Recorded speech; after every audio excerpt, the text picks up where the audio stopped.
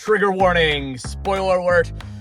It's a day at the beach. Who wants to podcast today? You are experiencing a live in real time edition of the Tom Kelly Show. It is 11:56 a.m. Wednesday, February 8th. I am at Jones Beach in what I like to call the best parking spot in the world. In the southeast corner, nothing but ocean views for literally 270 degrees if you turn your head. I'll give you a B-roll later. And I'm podcasting in real time. I actually have been working very hard on the Tom Kelly Show program lately. I have interviews with Laura High, who's been on the show before, talking about fertility and sperm donor babies. She's coming up soon. Actually, I could use your advice, guys. Would you rather listen to 1 hour with her or 2 half hours? I think I have 1 good hour. I just think that's breaks the format. But then again, we'll talk about this in a minute. The fun thing about podcasting is I'm trying to have a format, but there's no sponsors to alienate. It's not like there's a show on behind me that's going to get bumped. You know what? Why not break the format when you feel like it? I got into a long thought about my old friend Dan Hool, who is the guy who introduced me to podcasting in 2003. He was actually one of the first co-hosts of this show again.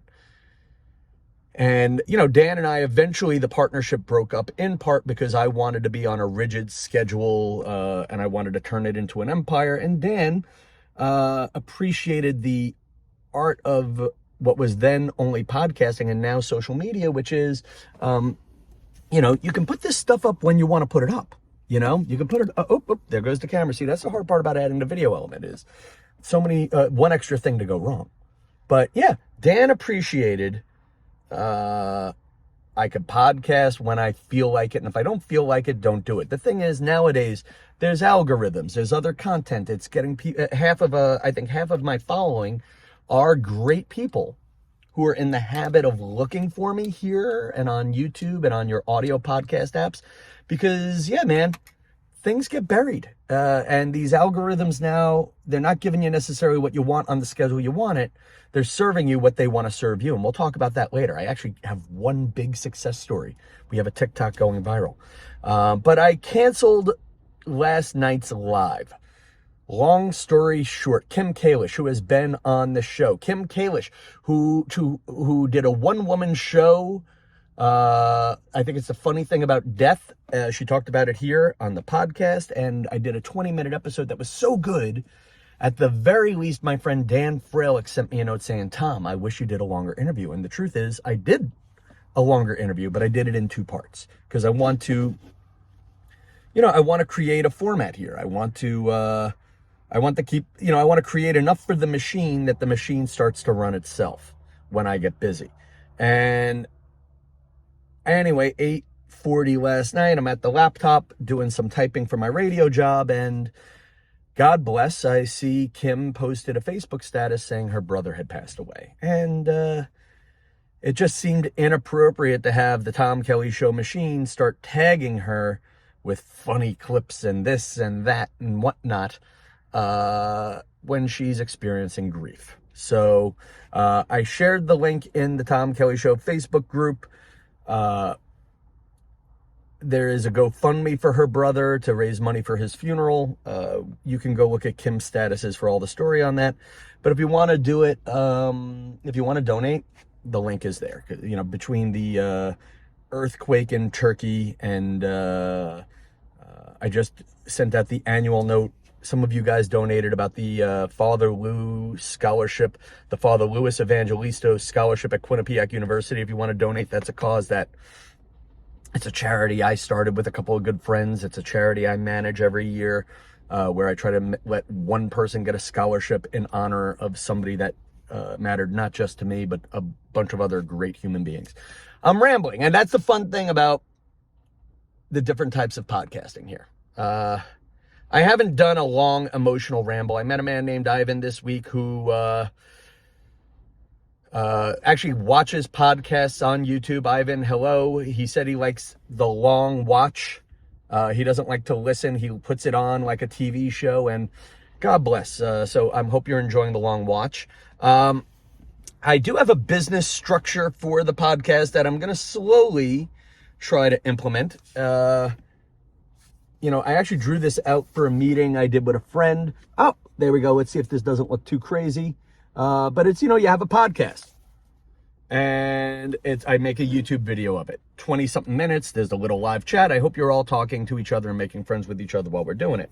But then you can break it down into the blog, the Instagram, the YouTube shorts, and the Facebook, and then even LinkedIn posts. So I've done that a little bit, and a couple of clips from the show have gone a little bit viral. A clip from the interview I have not even aired yet with Kim Kalish did well on a different account than my own, on an account called Long Island Reels. And I want to thank Marianne Stelmagic for tagging the Long Island Wise guy and making sure he sees that one.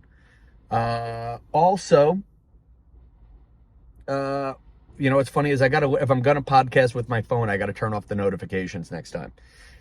Too many people calling, texting, and saying hi, which is great, but where were they an hour ago when nobody wanted to talk to me and I was all alone at the beach? So back to me.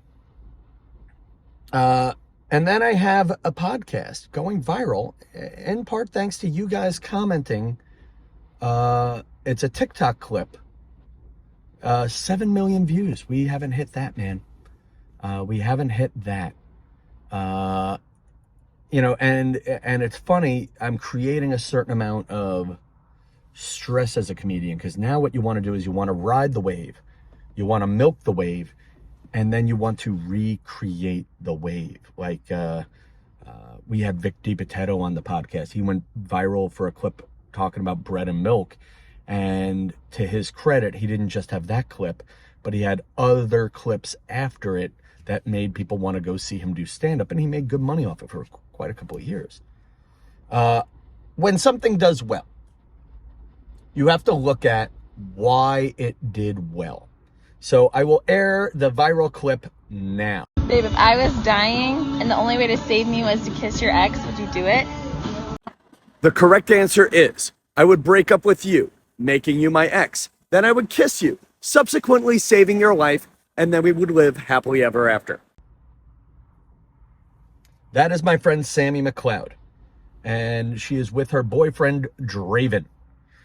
Feel free to follow both of them. I think they're both kind of irritated that they call that a TikTok stitch, where you take somebody's setup and then you do your own punchline or second part to it.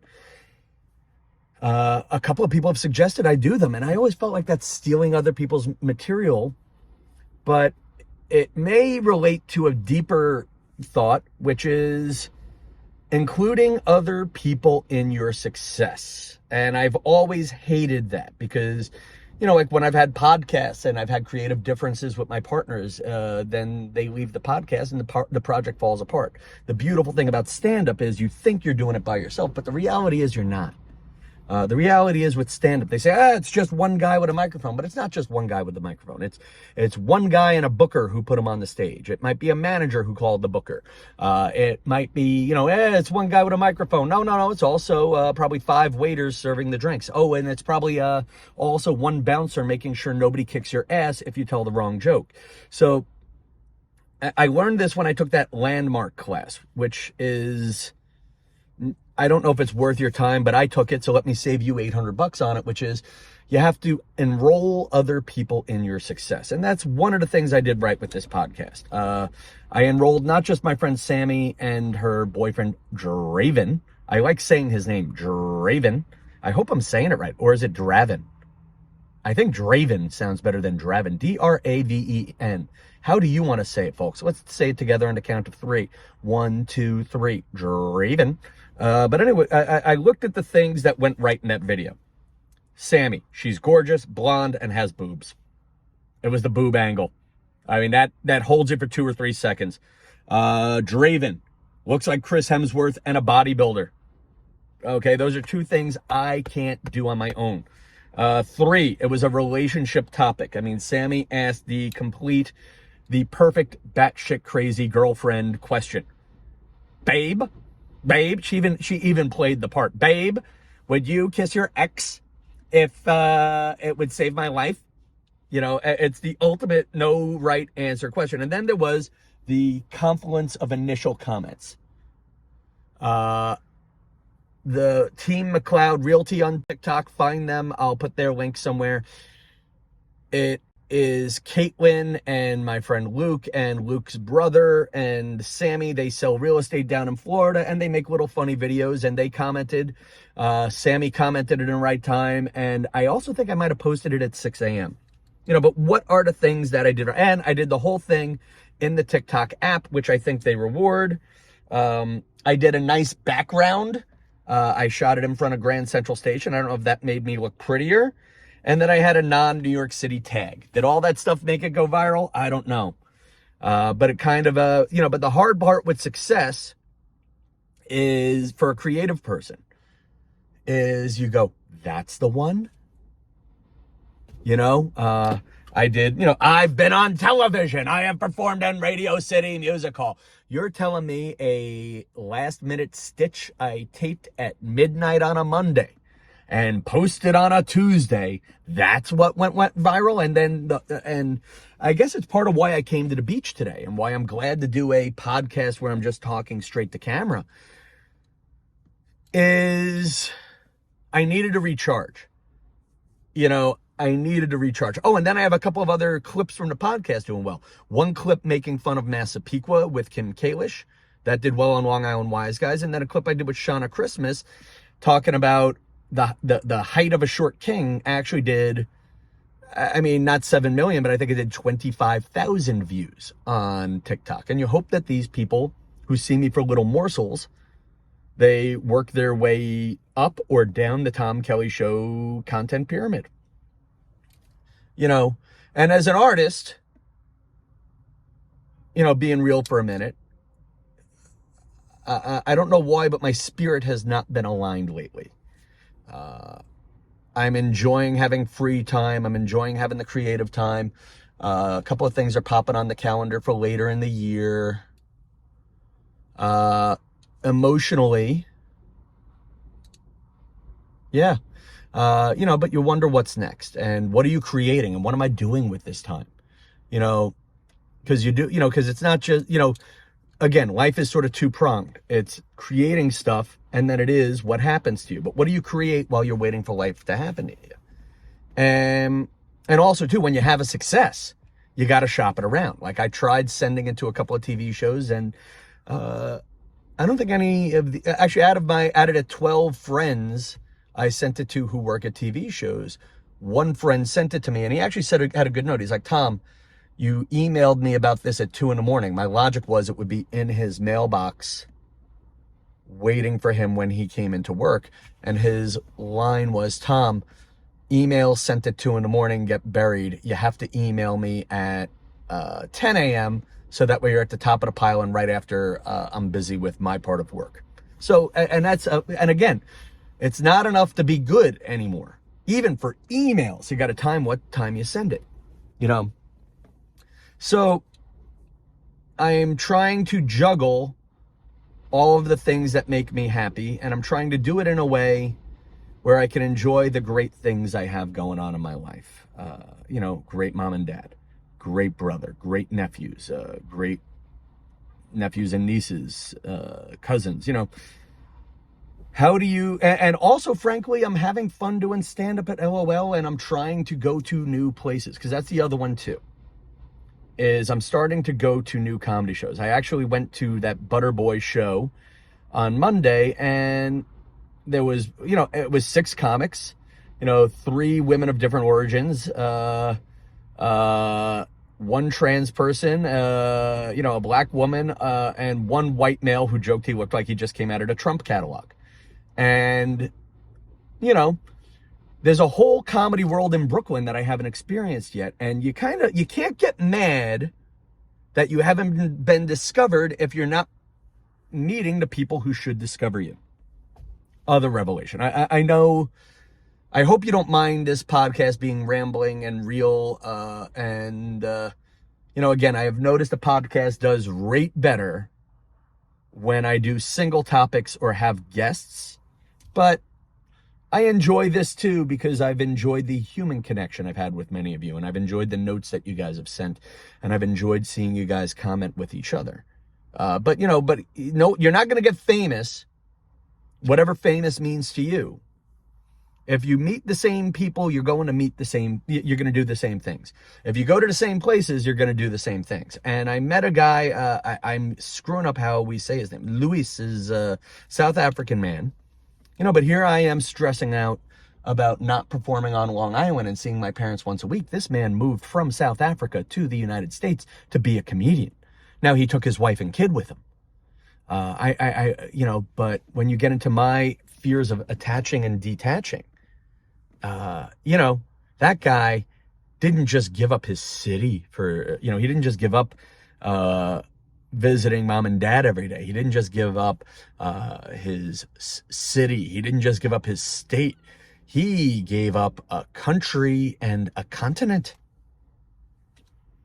That's right. I add continent, to differentiate between those Canadians. They're lazy compared to the South Africans.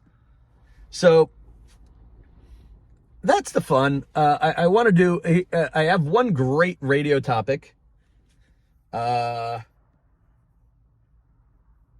By the way, just finishing up the viral and all that other stuff sort of conversation. If, it sounds stupid, but if for the one that's going viral on TikTok, if you're on TikTok, tag a celebrity with a significant other and ask them, what's your answer to this question? And again, in the effort to enroll other people in my success, if I post something that relates to a celebrity or somebody, or even a non-celebrity with more followers, like it was amazing how many TikTok famous people helped push that last video up. People who the Tom Kelly audience probably doesn't know, people who I didn't know, who were suddenly commenting and sharing, and we wound up on Barstool Sports, so that's something. And my nieces and nephews saw that, so if I can make them proud for a minute, there's the win. But here's the hypothetical question. I should have done this at the beginning, or maybe I shouldn't have. Hypothetical question. I will give you $100,000. If you accept it, the person you hate most in your life will get $200,000. And that is from Jason D. Chen on TikTok. If I gave you $100,000, but if you accept it, the person you hate the most in life gets $200,000. Would you take the money? Depends on a very bitter question, right? I mean, the first question really, when I heard that, was you have to decide who you hate the most in life. And I'm in a good place right now, so the answer is kind of an easy, yeah, I'd take it, I don't care. But there have been times, and then you have to concede another thing. That, before we get ridiculous with the question is, if you take $100,000, the person you hate most in your personal life, I would take the money. Who cares? I mean, but then you get, well, will the money go to the Klan? Will the money go to, you start going down the list. Will the money go to Vladimir Putin? I think we said this on the podcast with Ophira. If you can answer this as an easy yes, are you the type of person where you haven't had enough bad things happen to you in your life?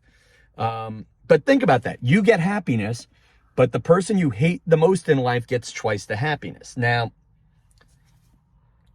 I mean, I've had one person wrong me physically. We'll talk about that another time. But I don't hate the person, but I also don't know who the person is and haven't thought about them in a long time. And also for $100,000, it's easy to give up for some of the people I hate. Like there's a few people who've screwed me at work. You start getting into, okay, if it had to be one person, I might not take the money because I know he needs the $200,000 and he's a jerk either way. But the real question is, $100,000 isn't enough to change your life. Change that number. It isn't. I mean, it's nice. I'd take it in a second. You give me an extra $100,000. I'd put it into the 401k. I would do this. I would do that. Maybe I'd have enough money for a slight down payment on a home in New York, but not a life-changing, you're buying a house out cash and I have the sense of security I'm looking at in life. Now, change that number to 1 million or 10 million. You know what? Let them go on their way. Let them finance their evil needs. My pride is worth a certain amount. My pride is definitely, for 100,000, I'm more ambivalent and peaceful with my answer. But if we found someone I really hated and it were 1 million or 5 million, yeah, I'd take it in a second if they got twice that amount. But here's my other thing, is I don't want to see the other person spend the money. I was thinking of one, a girl who I've talked about on the podcast who I had a crush on and now lives a few blocks from my parents. I don't need to see the extension she puts on the house.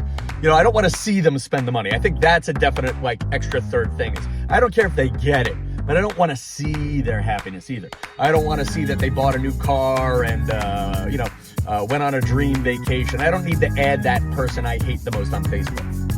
Anyway, rambling podcast. We're at the 20-minute mark. Folks, thank you for being a part of this. And I hope that today's episode had some sort of value to you, even if it's just social. There'll be, we got Shauna Christmas for Super Bowl Sunday, definitely coming out. I don't care what happens. I don't care if the Super Bowl gets canceled. I'm airing that episode. So until next time, friends, good night, Field 6.